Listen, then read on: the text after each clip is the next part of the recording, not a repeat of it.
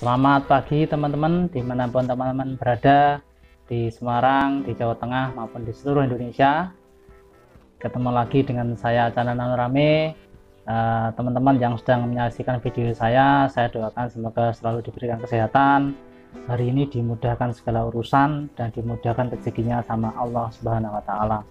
Teman-teman, kita sudah tahu kemarin sore PSIS sudah melakukan laga tandang melawan Persita Tangerang, dan hasilnya adalah minor, yaitu kita kalah dengan skor tipis 1-0.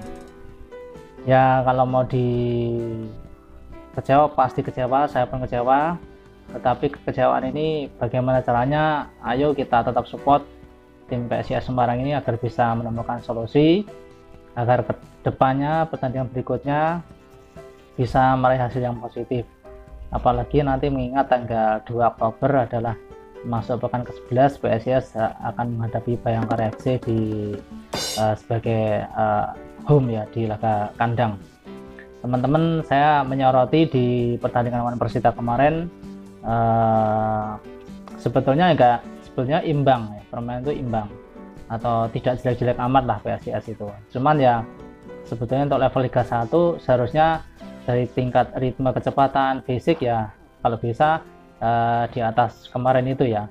Kemarin kita lihat permainan sebenarnya lambat ya, Persita juga itu ikut lambat juga. Nah, itu ikutnya lambatnya Persita itu entah karena memang dia itu sedang katakanlah trauma karena dulu pernah mengalami kekalahan 6-1 dari PSIS sehingga mereka juga agak takut-takut gimana, atau mereka betul-betul terjebak oleh skema permainan PSIS yang entah itu lambatnya disengaja memang strategi melambatkan diri atau lambat karena fisik ya teman-teman. Karena kan kita ketahui selama ini image-nya Semarang fans, yaitu baik Windsor Biru maupun Snack atau Semarang fans pada umumnya, stamina atau fisik PSIS ini masih kurang greget ya. Sering di babak kedua di menit-menit akhir itu mengalami stamina yang drop atau loyo ya.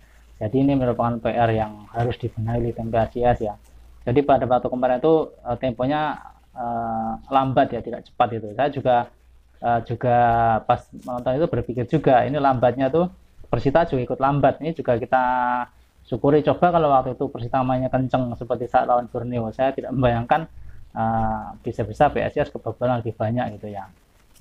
Saya menyoroti pertandingan kemarin dan saya terus terang kecewa ya dengan permainan Ali Sesai, Randy Saputra yang sering-sering salah passing ya. Terus terang ini yang mengecewakan ya, ini back kita, center back asing ini yang tadi saya katakan, Ali Sesai yang sering salah umpan atau tidak meyakinkan ya penampilannya teman-teman ya. Nggak tahu ini entah karena apa, benar kemarin musim kemarin kan dia tuh dikenal center back yang cukup tangguh di Persebaya ya. Ini di PSIS kok mengalami penurunan performa. Kita kurang tahu masalah. Ada pihak lain yang mengatakan kalau bahasanya ada pemain Persebaya entah itu Lesise atau Marokawa yang katanya kalau pindah dari Persebaya diprediksi tidak akan baik. Ya itu kebetulan aja kejadian seperti ini teman-teman ya. Karena yang namanya pemain itu juga manusia, dia mengalami pasang surut ya. Mungkin saat ini Lesise di PSIS juga mengalami sedang performanya di bawah gitu ya.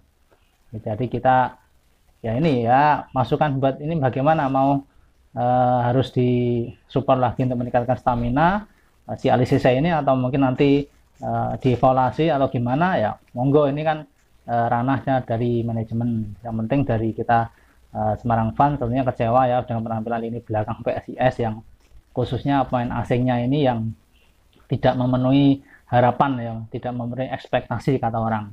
Jadi harusnya itu ya bisa jangan salah passing ya. Jadi memang di konten-konten saya sebelumnya sudah saya katakan salah passing di Liga 1 itu adalah sesuatu yang membahayakan lini belakang ya. Salah passing berarti akan dihukum oleh sebuah gol, itu kata komentator di televisi itu teman-teman. Jadi ini bahan evaluasi untuk ALCC ini menjadi sorotan. Monggo ini gimana manajemen atau memang ALCC ini katakanlah mau di briefing gitu, tatap mata dengan pelatih Coach Resal supaya dimasukkan. Ibaratnya orang Jawa ki piye to mainmu, kowe iki pemain asing gitu. Kowe iki diandalke ning kene. Kowe iki dianggap badanmu ya luwih dhuwur, kudune iso rapet ning mburi, iso tangguh, iso menjadi bahan dipercayaan di belakang itu dipercaya kok malah seperti ini kan menjadikan rapuh lah. Ini gimana ini menjadi sumber permasalahan mana? Ya, ini kan perlu harusnya tuh oleh CSM menurut saya perlu diajak omong empat mata sama pelatihnya tuh diajak ngomong empat mata, dikasih masukan seperti itu ya supaya di press itu loh, dikasih pengertian supaya dia tuh lebih greget lagi atau lebih menaikkan performanya lagi ya. Kalau dibiarkan saja nanti membahayakan ya, ini bisa ini belakang PSIS sangat rapuh gitu ya. Lalu saya menyoroti golnya Persita yang kemarin ya. Itu kan kemarin harusnya kan si Dewangga sama si Friendly, saya pikir menurut saya ya teman-teman ya, ini saya maaf, saya bukan pelatih, saya bukan coach, saya sama teman-teman semua, saya tuh supporter PSIS, pecinta PSIS Semarang yang pengennya PSIS itu selalu menang ya. Ya kalau menang terus nggak mungkin teman-teman ya mungkin, tapi setidaknya antara menang dan kalah itu ya banyak menangnya, harapannya seperti itu. Jadi kemarin tuh posisinya Dewangga itu harusnya dan Friendly Saputra itu harusnya tidak terlalu jauh dari Vergonzi ya. Mungkin oke lah kita bisa tahu si Dewangga sama si Friendly itu coba untuk memancing offset ya, tapi ya jangan terlalu jauh teman-teman ya. Kalau mau mancing offset ya jaraknya agak diperdekat dengan Vergonzi, karena kalau jauh ya seperti itu fatal. Begitu dapat long ball umpan ya toh, si Dewangga coba untuk mengheading bola tidak sampai dan lepas. Akhirnya jarak antara Dewangga, Friendly dan Vergonzi ini terlalu jauh teman-teman. Itu kalau saya lihat itu lebih daripada 1 meter kayaknya ya, 1,5 meter lah itu, 1 meter lebih jaraknya itu. Sehingga Vergonzi punya ruang yang lebar, yang luas untuk bisa sekali kontrol dan shooting. Nah itu tidak ada gangguan karena terlalu jauh. Nah ini monggo dikoreksi, yang ini belakangnya PSIS ini mungkin kurang fokus atau gimana ya, atau juga kurang fokusnya karena kondisi fisik yang tidak mumpuni lah. Ini menjadi sorotan juga, ini bagaimana nih pelatih fisiknya PSIS ini, Pak Afif Prasetyawan. Monggo nih Pak Afif, gimana nih pelatih fisiknya, tolong nih ditingkatkan ya, karena kalau seperti ini terus membahayakan ya. Masa ini tim PSIS Semarang, tim ibu kota Jawa Tengah ya, membawa nama kota Semarang, membawa nama Jawa Tengah sangat diandalkan ya, malah seperti ini. Jadi mohon untuk ditingkatkan lagi dari semua sisi teman-teman. Itu harapan saya sebagai supporter PSIS Semarang, pecinta PSIS Semarang, yang dengan Semarang ini pengennya ya PSIS ini menjadi tim yang tangguh dan disegani gitu teman-teman ya.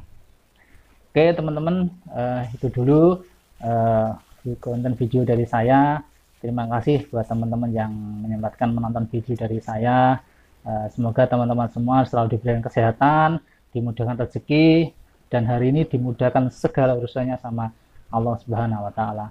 Demikian dari saya. Jangan lupa teman-teman untuk komen, like, dan subscribe, serta tekan tombol lonceng di sebelah kanan subscribe dan pencet notifikasi semua agar selalu mendapatkan video terbaru dari saya teman-teman. Demikian teman-teman dari saya. Selamat jumpa di video saya berikutnya.